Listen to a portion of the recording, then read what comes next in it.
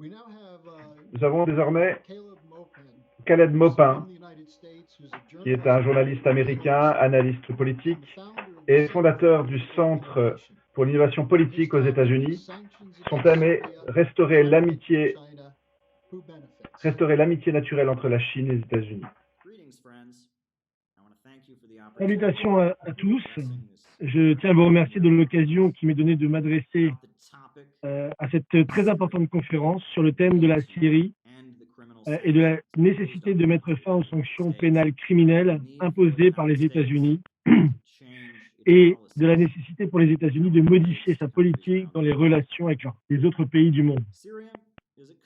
La Syrie est un pays dirigé par le parti Baas, qui veut dire le Parti socialiste de la résurrection arabe. Et le parti Baas de Syrie, son nom Baas, signifie littéralement renaissance en arabe. Et les politiques justement du parti Baas ont été dédiées, consacrées à sortir la population de la pauvreté, à améliorer le niveau de vie et à restaurer la très fière histoire du peuple arabe dans l'avancement de la civilisation humaine. Maintenant, si vous voulez trouver des preuves du succès du gouvernement syrien et de ses politiques, vous pouvez consulter des sources comme le journal de médecine d'Avicenne. Vous pouvez aller sur www.avicennajmed.com parce que le journal de médecine d'Avicenne a rapporté qu'entre 1970 et 2009, l'espérance de vie en Syrie a augmenté de 17 ans. Et pendant cette période, le taux de mortalité infantile est passé de 132 décès pour 1000 naissances à seulement 17,9 décès pour 1000 naissances.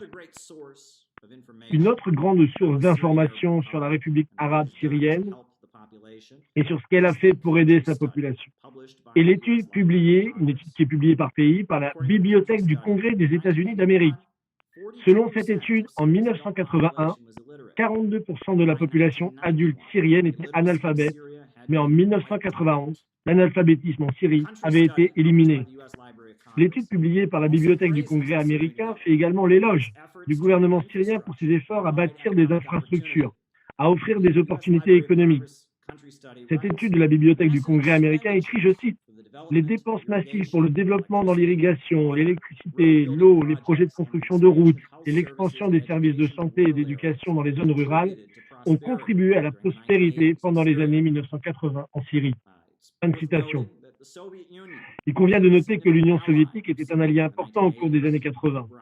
Plus de 100 millions de dollars ont été dépensés pour la construction de centrales hydroélectriques dans le pays. Plus de 900 techniciens soviétiques se sont rendus en Syrie pour contribuer au processus d'électrification du pays.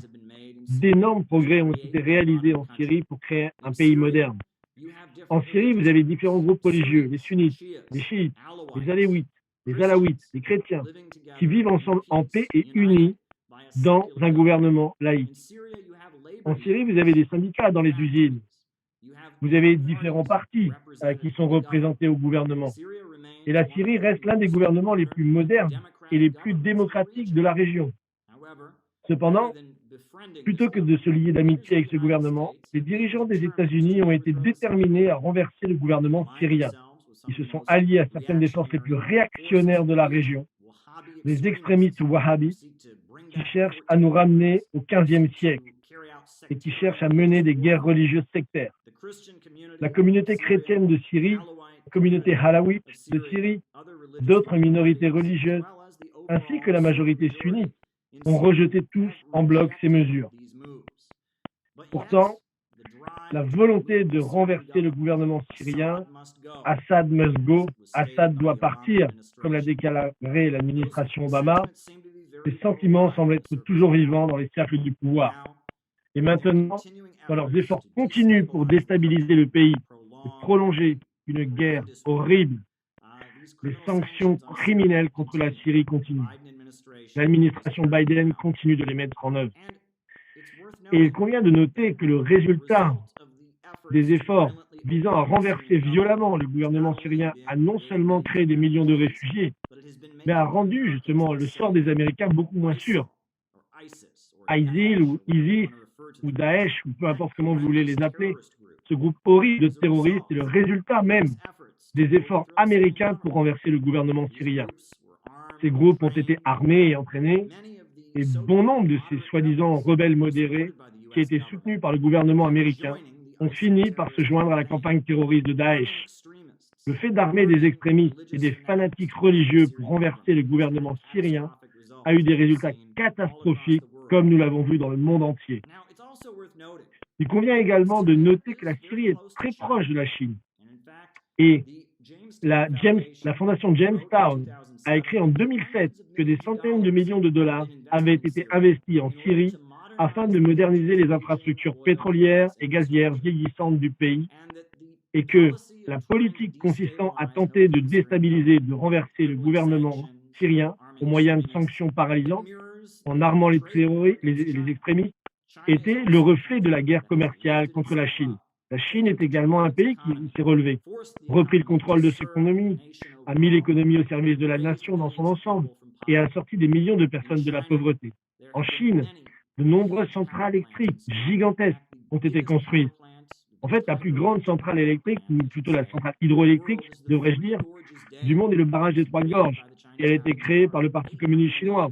800 millions de personnes de Chinois ont été sortis de la pauvreté. À l'heure actuelle, la Chine possède le plus grand fabricant de télécommunications du monde. Et il n'y a pas si longtemps, la Chine était connue comme l'homme malade de l'Asie.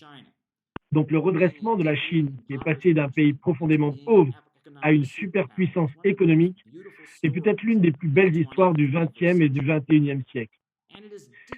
Et c'est une vraiment profonde erreur de la part de nos dirigeants de créer une situation d'hostilité vis-à-vis de la Chine. Le récent discours de Joe Biden, où il a parlé de la nécessité de, je cite, gagner contre la Chine au XXIe siècle, ça fait penser que le XXIe siècle n'est pas une course de chevaux. Nous devons cesser de considérer la politique en termes de jeu à somme nulle, en termes de pays qui ne peuvent gagner qu'au détriment d'un autre. Il n'est certainement pas dans l'intérêt des États-Unis, avec un tel taux de chômage de masse, des infrastructures en ruine, de se couper de la croissance massive que connaît la Chine. La Chine ne fait pas que céder elle-même à se développer, mais dans le monde entier. Elle construit des centrales électriques, des hôpitaux, des routes, des infrastructures. Elle fait du commerce avec les pays d'Asie et d'Afrique, dans le but de les sortir de la pauvreté. Une coopération gagnant-gagnant. J'espère que les dirigeants américains vont abandonner leur politique consistant à essayer de déstabiliser la Syrie et que les dirigeants américains abandonneront également la politique consistant à essayer d'aggraver les tensions avec la Chine. Il n'y a qu'une seule famille humaine. Il n'y a qu'une seule communauté mondiale. Et plus nous coopérons les uns avec les autres autour de choses comme le développement technologique, la réduction de la pauvreté, l'élimination du fléau de la toxicomanie et du terrorisme, mieux le monde se portera. La politique américaine envers la Syrie, la politique américaine envers la Russie, le Venezuela, l'Iran, la Chine, envers de nombreux autres pays est profondément problématique.